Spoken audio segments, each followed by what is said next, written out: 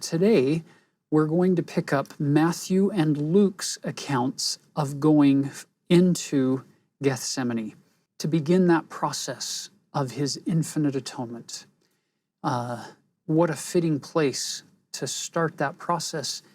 If you look in Matthew 26, verse 36, it says, "Then cometh Jesus with them unto a place called Gethsemane."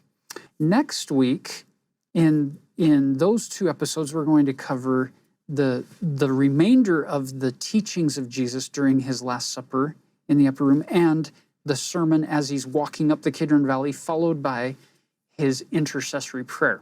So Tyler, we talk about the name as a lesson. And this might be one of those cases where you have this name, Gethsemane or Gethsemane. What does that mean? Yeah, so shemen is this oil, and gath in the Old Testament or in Hebrew is a press. So it's to press oil. So Gethsemane is the English form of the Greek word Gethsemane, and comes from this Hebrew root where we're going to press those olives in such a way that they symbolically bleed from every pore. They get crushed under the weight. Now, this is a two-step process.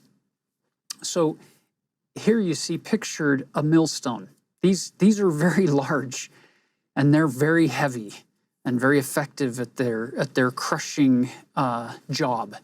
So what happens is you pick the olives, you throw them in this stone basin that you can see here, and then you have an animal hooked up to this pole, or servants or members of your family, whoever you can get to push this pole in a circle and just walk in a circle, and that giant millstone will just sit there and crush all of those olives that are in this basin, leaving it with this mash.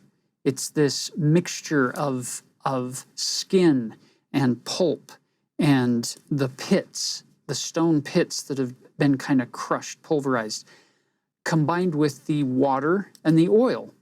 And then phase two, you come and you scoop this out, you put it into wicker baskets. It's a form of a mesh bag, and then you put it in one of these presses. There's a couple types, but you have a screw press. You can put enormous pressure and keep twisting that screw to make it press harder and harder on the olives. So you'll notice that as that pressure weighs down on those bags or the burlap sacks that contain this mash, out oozes the oil, the water, and the more runny pulp. And then it drips down this front edge to be kind of collected in the first bin to separate out the pulp. So years ago, I was a student at the Brigham Young University Jerusalem Center, and they have outside in the garden area, they have a place to crush and press olives. I was there in the autumn time, so we harvested olives and we crushed them, and then we put them into a press, one of the Byzantine presses from the after the time of Jesus. And I came walking up a staircase where this was happening, and I remember just being shocked, almost lost my breath and fainted, because when I saw the oil pouring out, it was blood red, and it was pouring over this beautiful white Jerusalem limestone. And it was shocking to me. I had always associated olive oil with this beautiful golden hue. I'd seen olive oil used in priesthood blessings. I had used it. So I was shocked. My immediate thought was, somebody's bleeding. I mean, I thought that without even thinking. It was just like the most subconscious thing. And then I realized, no, it's the olive oil.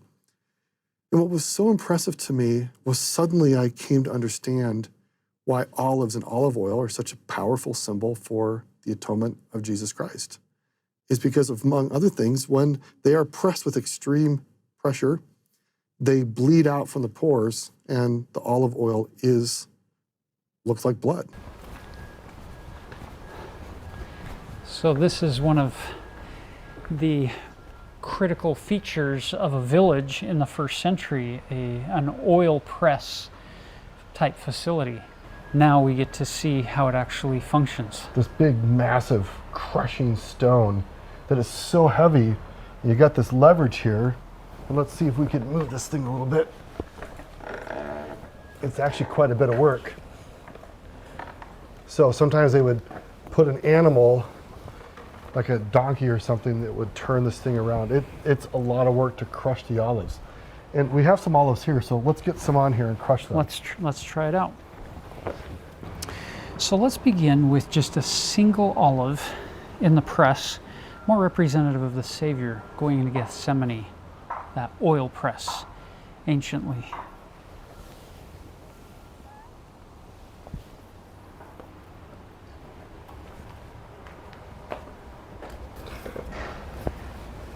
You can hear that thing crushing. You can see the oil that's been pressed out there. Yes.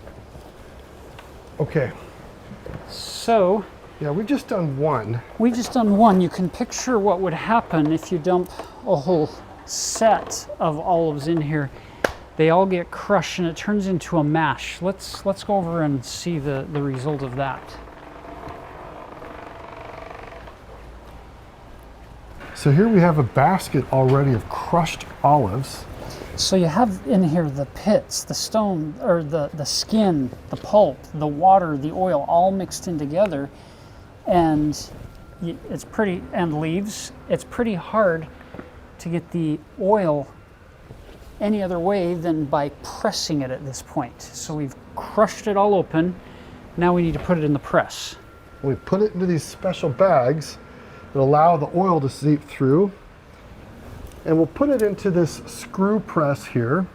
Now this press is a couple centuries later than the time of Jesus, but it still has the same effect of allowing the oil to be processed.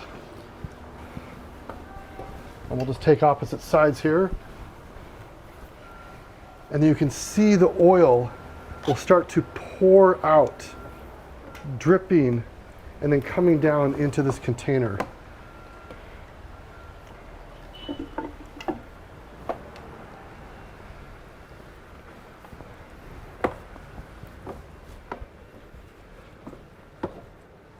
So the sludge stays behind and only the oil and water finish that journey and they drop into the same container. And as you know, oil doesn't like mixing with water, floats to the top. And so as this container here fills up more and more and more, the oil at the top now can be drained off through this little channel. And what you get in this other collecting bin is the pure olive oil. And it is valuable to those people. They use it in their cooking, they use it for medicine, they use it for light. A society back then uses olive oil for lots and lots of things. So in some ways, oil, ancient and modern, becomes this foundational product that makes so much of what we enjoy in society possible. And Jesus goes to the epicenter of where that product is produced. And he himself is the foundation of everything in our lives that we care about, that brings us joy, light, healing, happiness, transportation, whatever. Like Jesus is at the source. So the symbolism here, I just could not imagine a more powerful symbol to represent what Jesus is doing for us than right here in the Garden of Gethsemane.